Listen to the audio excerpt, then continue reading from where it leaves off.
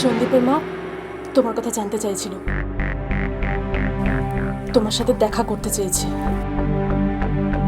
তুই তুই চিন্তা করিস না, আমার আমার মাথায় একটা মতলব এসছে। মতলব? কি মতলব? আমি ভাবছি রণজয়ের বাড়িতে ঢুকে যাব। সে কি? কিন্তু সেটা কিভাবে? দেখি না কি করে পারি। আমি তোর জন্য সবকিছু করতে পারি, তোর আমি তোর জন্য সব কিছু করতে পারি। হ্যাঁ রে, তুই হবি সেন পরিবারের বউ, আর আমি সন্দীপ চৌধুরীর শাশুড়ি। গায়ত্রী চৌধুরীর এই কি যেন বলে, বেআইন। বেআইন। বেআইন। বেআইন।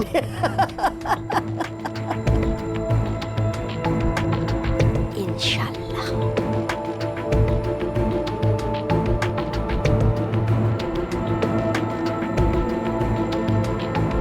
আমি যে কি জ্বালায় পড়েছি কে জানে বাবা। হ্যাঁ, বাড়িতে একটা সমস্ত মেয়ে আছে, দুদিন বাদে তার বিয়ে হবে। হ্যাঁ, তার কোথায় শাড়ি, কোথায় ব্লাউজ, কোথায় কসমেটিক, কোথায় টিপ, এগুলো সব আমাকেই আনতে হবে। হ্যাঁ, এই আমার দাদা বউটা হয়ে যায় কানারি, কি আনতে যে কি আনছে কে জানে বাবা। মেয়ের তো কিছু পছন্দই হচ্ছে না। হ্যাঁ, তার উপরে আবার বাড়িতে গুন্ডা আসছে। হ্যাঁ, আমি যে কি জ্বালায় পড়েছি, মাথা খারাপ হয়ে যাচ্ছে আমার একেবারে। হ্যাঁ, বটুকদা, কি? আমি একটু বেরোবো। কোথায় তুমি বেরোবে না? কেন? কদিন আগে বাড়িতে গুন্ডা এসে সব লন্ডভন্ড করে দিয়ে গেল। তুমি কোথাও বেরোবে না দিদিমণি, আমি তোমাকে বলে দিলাম। দাদাবু কিন্তু বারণ করে দিয়ে গেছে। কিন্তু আমার একবার যাওয়া দরকার বটুকদা। কোথায়? না আসলে আসলে কি? কোথায় যাবে তুমি? আমি একটু বাইরে যাব। আসলে আমার ঘরের ভিতরে দম আটকে আসছে, খুব শরীর খারাপ করছে বটুকদা। সারাক্ষণ মনে হচ্ছে কিছু একটা ঘটবে, খুব ভয় লাগছে। ও সব ঠিক হয়ে যাবে। ডাক্তার দিদিমণি যে সব ওষুধগুলো দিয়েছে ওগুলো ঠিক মতো করে খাও, দেখবে সব ঠিক হয়ে যাবে। কে এসছে? দাঁড়াও, তুমি দাঁড়াও, তুমি এটা রান্নাটা দেখো, আমি দেখছি কে এসেছে।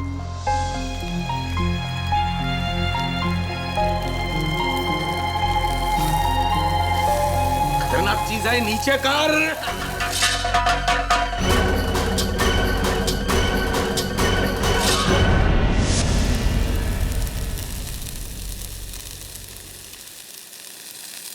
আসসালামু আলাইকুম।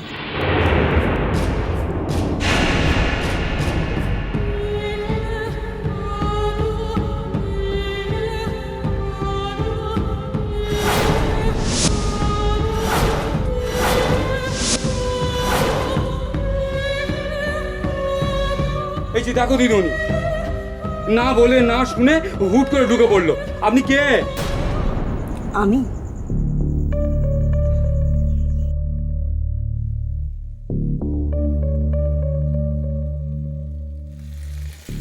माशाल्लाह, बहुत खूबसूरत তুমি। তাই তো বলি, এই খুবসুরতি দিয়েই তুমি আমাদের ছোট বাবুর মন মজিয়েছ, তাই তো? একে তুমি রান্না করছো? সরো সরো সরো, আরে গায়ের রং নষ্ট হয়ে যাবে যে।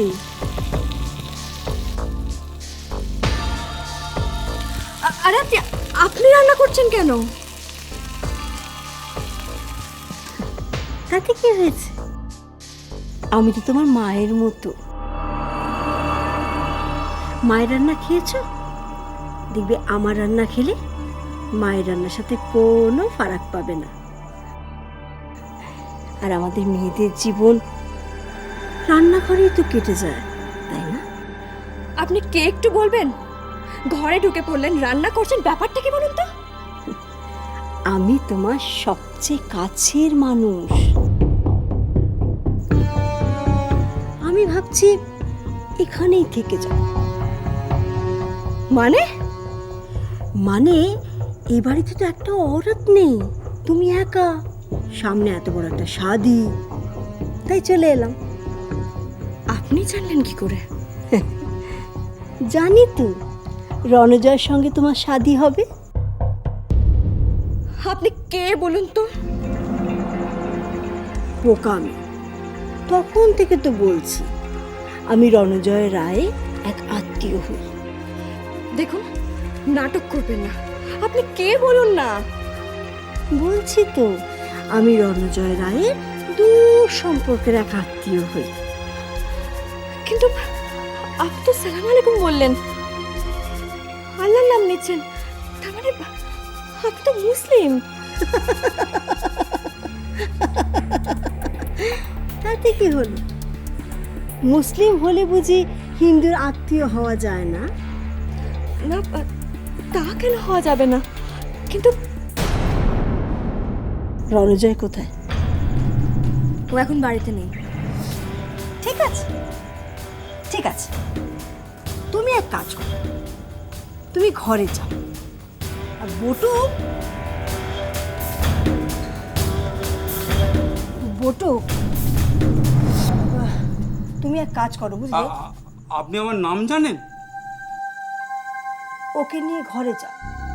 তা আপনি কে? বললাম যে আমি আমি এদের আত্মীয়। একটা সময় একই গায়ে থাকতাম। একই গায়ে থাকতেন? তা ভাবলাম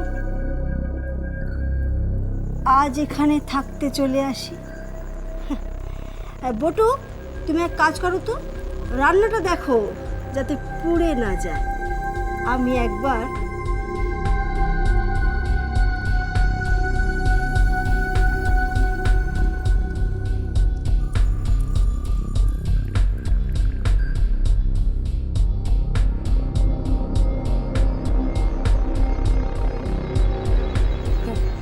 হ্যালো রণজয়, শোনো না, বাড়িতে একজন মহিলা চলে এসেছেন।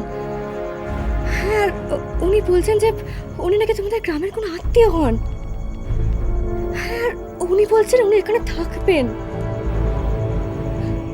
হ্যাঁ, তুমি আসছো তো? ঠিক আছে, আমি রাখছি।